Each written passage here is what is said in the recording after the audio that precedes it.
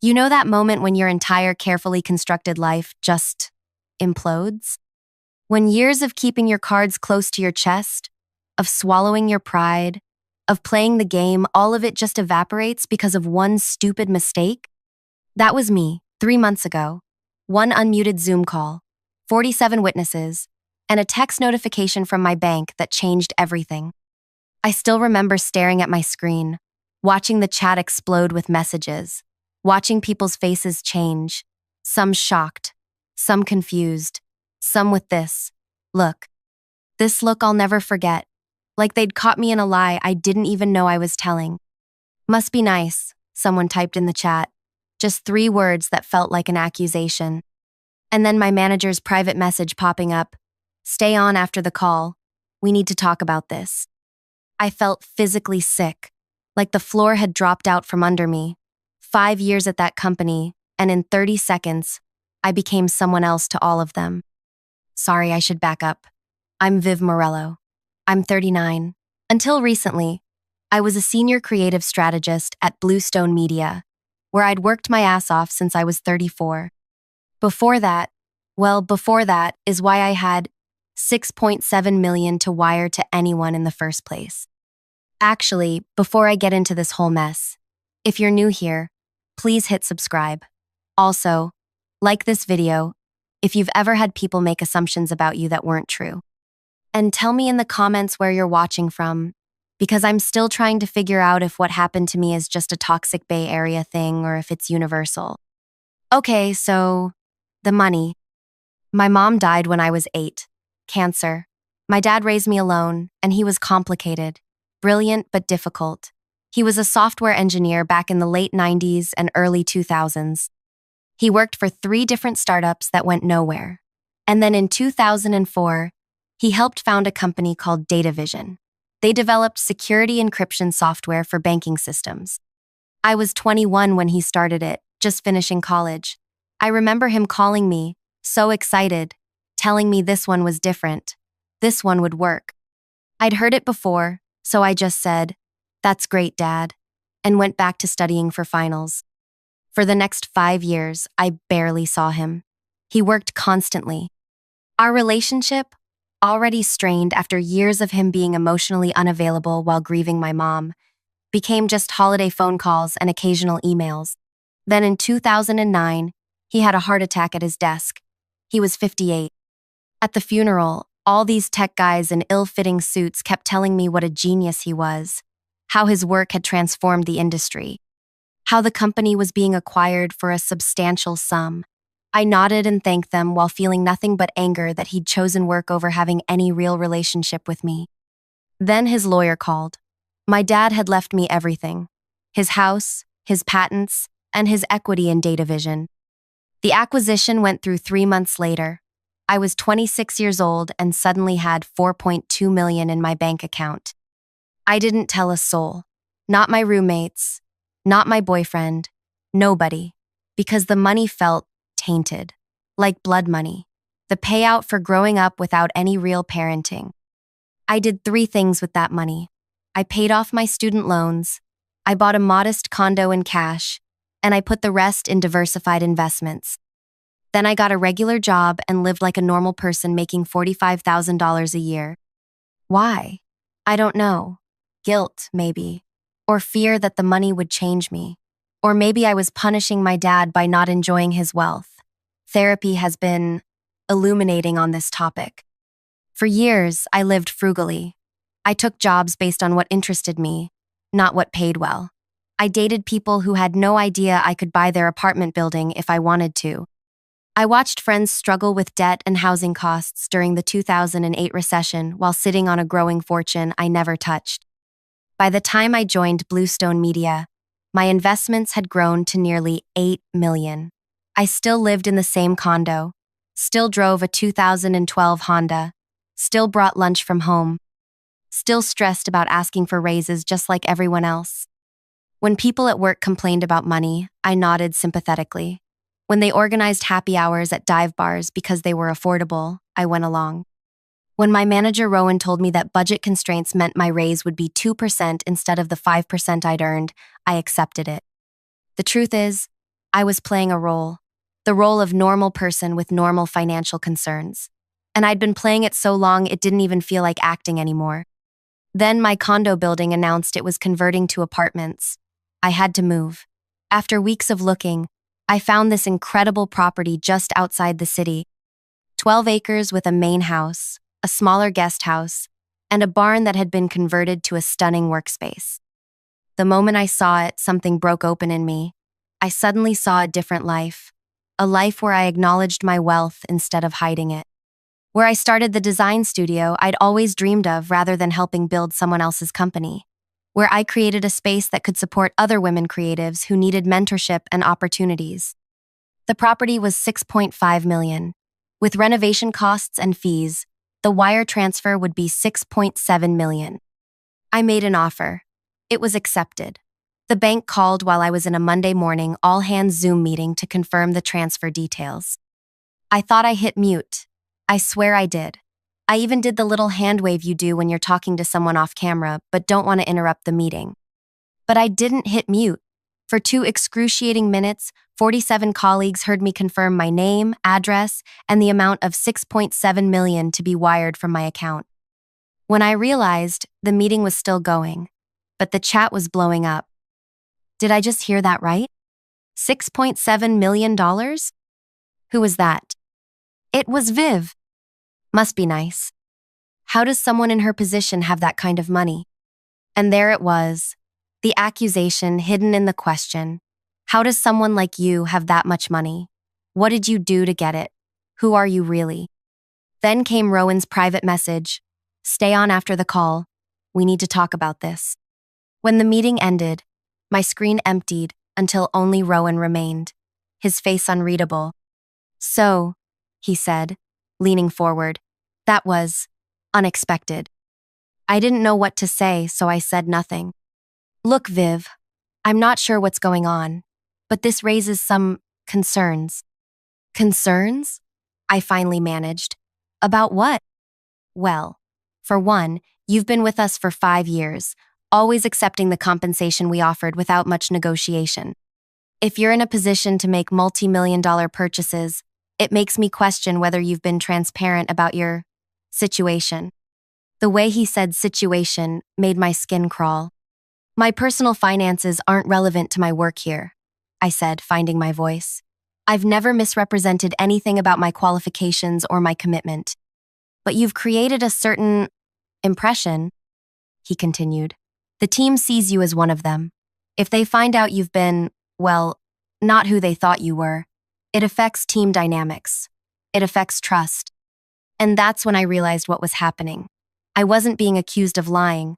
I was being accused of not playing my proper role, of stepping outside the box they'd put me in. I need to understand where this money came from.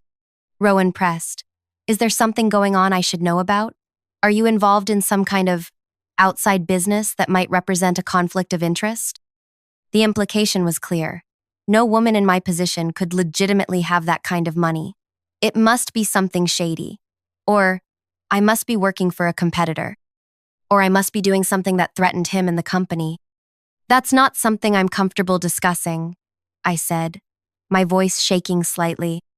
Well, I'm afraid I need to insist, he replied. As your manager, I have a responsibility to ensure there are no conflicts with your employment here. That's when something inside me snapped. 5 years of being undervalued, of watching men with half my talent get promoted above me, of bringing in clients who loved my work, only to have Rowan take the lead in subsequent meetings. Actually, Rowan, you don't have the right to my personal financial information. It has nothing to do with my work, and frankly, it's none of your business. His face hardened. I'm going to have to escalate this to HR and Diane, he said, referring to our VP. Your attitude is concerning, and given the circumstances, we may need to reevaluate your role here.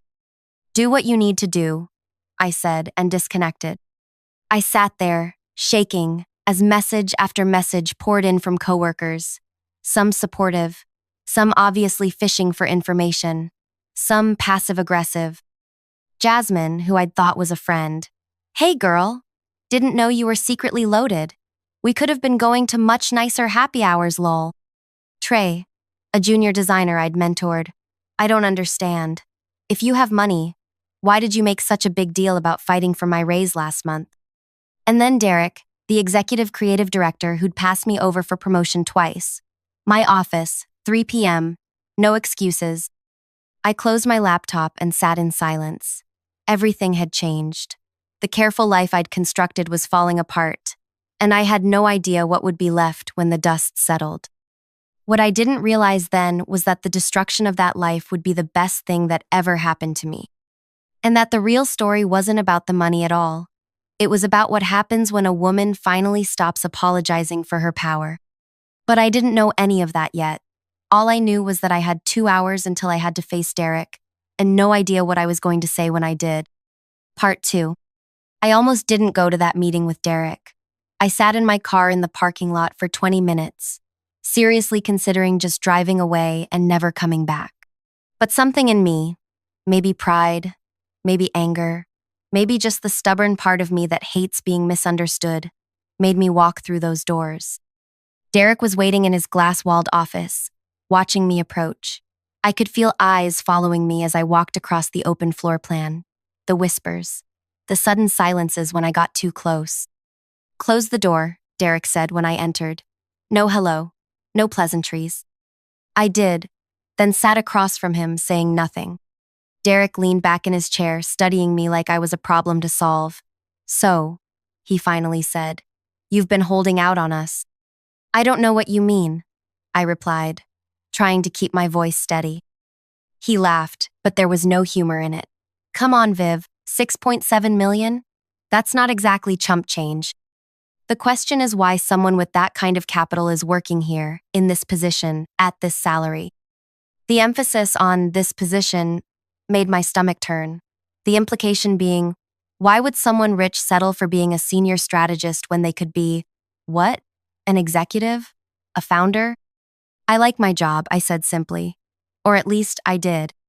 "See, that's hard to believe," Derek continued. "People like you don't work jobs like this unless they want something specific. Information? Contacts? What's your angle?" "People like me?" I repeated, feeling heat rise in my face. "People with resources," he clarified, but we both knew what he meant. "I've worked here for 5 years," I said. "I've brought in key clients. I've mentored junior staff. I've pulled all-nighters to meet impossible deadlines you set. If I had an angle, don't you think I would have played it by now?" Derek shrugged. "Maybe this is the long game. Maybe you're gathering intel for a competitor. Maybe you're planning to poach our clients for whatever venture you're obviously funding." That's when it hit me. He was scared. They all were. In their minds, I'd suddenly transformed from harmless employee to potential threat. "My personal finances have nothing to do with my work here," I stated firmly. "I've never been anything but committed to this company." "Then explain the money," Derek demanded. "Because right now, the uncertainty is disruptive. People are talking. Clients might hear. We need to control the narrative." Control the narrative. As if my life was just another campaign to manage. "No," I said. Derek blinked. "Excuse me?" "No. I don't owe you or anyone else an explanation about my personal finances. It has nothing to do with my work performance, which has been exemplary, as my reviews show." His face hardened. "That's not how this works, Viv. When something affects the team, it becomes my business. And right now, you're all anyone can talk about." "That sounds like a management problem," I replied. "Not mine." Derek leaned forward. "Let me be clear. We need transparency. If you can't provide that, we'll have to consider whether this is still the right environment for you." "Are you threatening my job because I have money?" I asked, wanting him to hear how absurd it sounded. "I'm saying your unwillingness to be forthcoming creates concerns about trust," he said smoothly. "And we can't function as a team without trust." I took a deep breath. "Here's what I'll tell you. My money came from a family inheritance. It's completely legitimate. It has nothing to do with Bluestone, our clients, or my work. That's all you need to know." Derek studied me for a long moment. "We'll need to put you on administrative leave while HR looks into this." "Into what?" I asked, incredulous. "What policy have I violated?" "It's just procedure," he said dismissively. 2 weeks paid. We'll sort this out. As I walked out of his office, the weight of everyone's stares felt suffocating. 5 years of relationships suddenly twisted by assumptions and suspicion. Jasmine caught up to me in the parking lot. Viv, wait. I turned, expecting more awkward questions. I just wanted to say, this is messed up, she said, looking genuinely distressed. The way everyone's treating you. Thanks, I said, not knowing what else to say. But, she hesitated, I don't get it. If you have all this money, why did you live like, you know? Like what? I challenged. Like us, she said simply. Complaining about rent, stressing about bills, acting like you were in the same boat. Her words stung because there was truth in them. I had pretended. I had played a role, not to deceive anyone, but because I'd been deceiving myself. I never lied about who I am, I said carefully. I just didn't share everything. But that's the thing, Jasmine pressed. You shared everything else.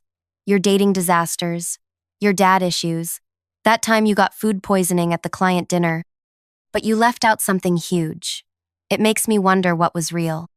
I didn't have a good answer, so I just got in my car and drove home. The next 2 weeks were surreal. I received formal emails from HR requesting information pertinent to potential conflicts of interest. Rowan sent passive-aggressive texts asking if I was ready to have a productive conversation. Former colleagues who I'd thought were friends went silent. Except for Trey. He called me on day 3 of my leave. I'm sorry for my text, he said immediately. It was a stupid reaction. I've been thinking about it and I get it now. Get what? I asked. Why you fought so hard for my raise even though money isn't an issue for you, he said. Because it wasn't about the money. It was about what I'm worth, what my work is worth. I felt tears spring to my eyes. Yes, exactly. They're saying weird stuff about you, he continued. Derek told the design team you're probably planning to start a competitor and steal clients. Rowan implied you might have gotten money through a lawsuit against a previous employer, like you're some kind of professional litigator.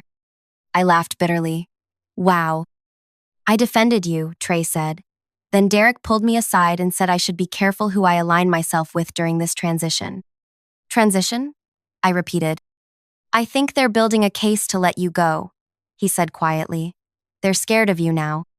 After we hung up, I sat in my condo, the one I'd lived in for years, despite being able to afford much more, and really looked at my life. The IKEA furniture, the careful budget spreadsheets on my laptop, the modest wardrobe. I'd been living in fear of my own power, fear of becoming someone different if I acknowledged my wealth, fear of being judged the way I was being judged now. But the judgment had come anyway, and now I had a choice: keep apologizing for who I was, or finally step into my full self.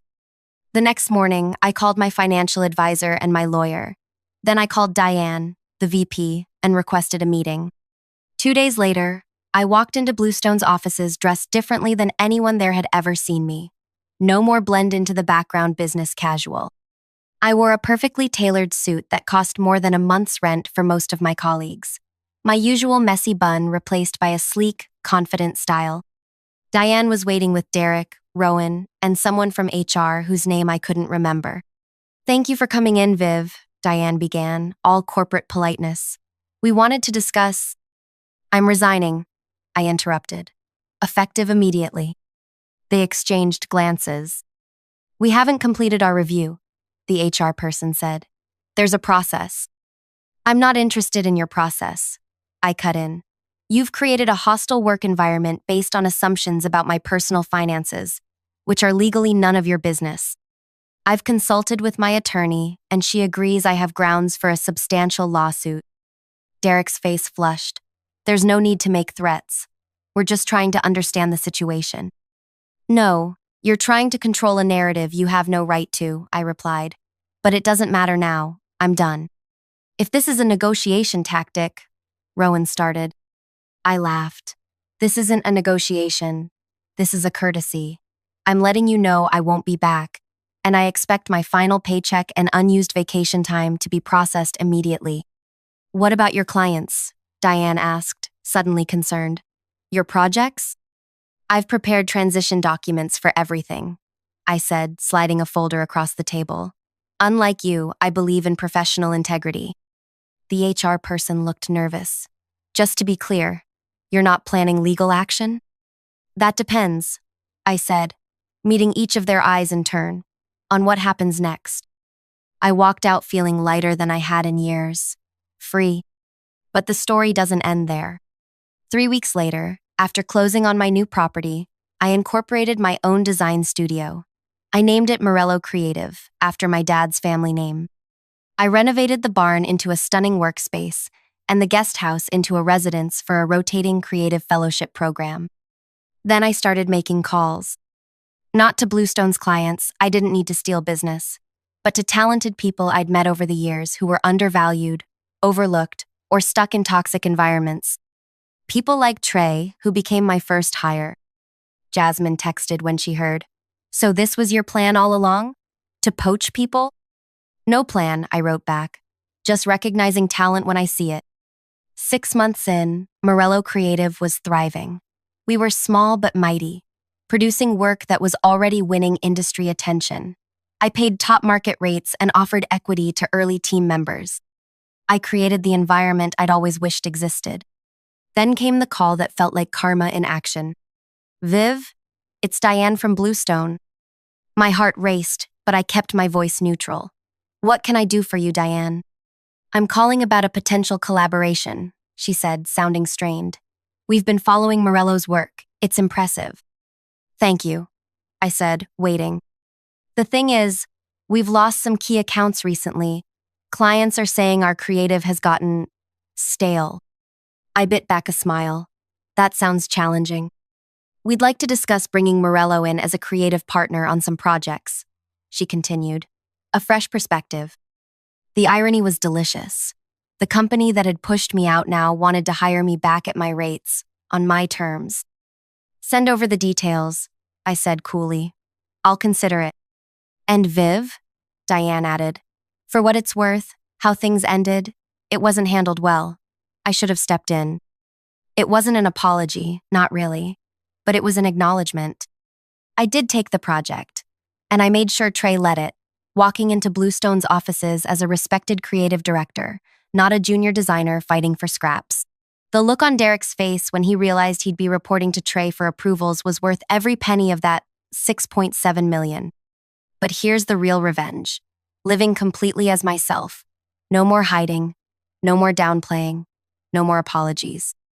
The fellowship program at Morello now hosts 3 women creatives each year, providing housing, stipends, and mentorship. Many are from backgrounds without financial privilege or industry connections. Watching them build their portfolios and careers, with all the support I can provide, heals something in me that broke long before that unmuted Zoom call. Last month, we won Agency of the Year in our category. When I gave the acceptance speech, I spoke openly about my journey, including the money, the shame, and the liberation of finally owning my whole story. Derek was in the audience, having recently been demoted after Bluestone lost their biggest client. Our eyes met briefly as I described creating a company culture built on transparency and genuine value. He looked away first. Sometimes the best revenge isn't about destroying someone else. It's about building something they can see but can't touch. Something that would have been impossible if they hadn't pushed you away. That Zoom call mishap? It was the best thing that ever happened to me. It forced me to stop hiding, to use my resources instead of apologizing for them, to create something meaningful instead of helping build someone else's dream. So, if you're hiding some part of yourself, whether it's privilege, talent, ambition, or anything else, ask yourself what you're really afraid of. Because the judgment will come either way. You might as well be standing in your full power when it does. Oh, and that property I bought? I'm recording this video from the main house right now. Those beautiful bookcases behind me? Custom built. This lighting? Professional setup. This life? Completely, authentically mine. If this story resonated with you, please like and subscribe. Share in the comments if you've ever had to hide part of yourself to fit in, or if you've experienced that moment when pretending became more painful than the truth. And let me know if you want to hear more stories like this one, because trust me, The journey since that Zoom call has been full of moments I'm finally ready to share. Thanks for listening to my truth. See you in the next video.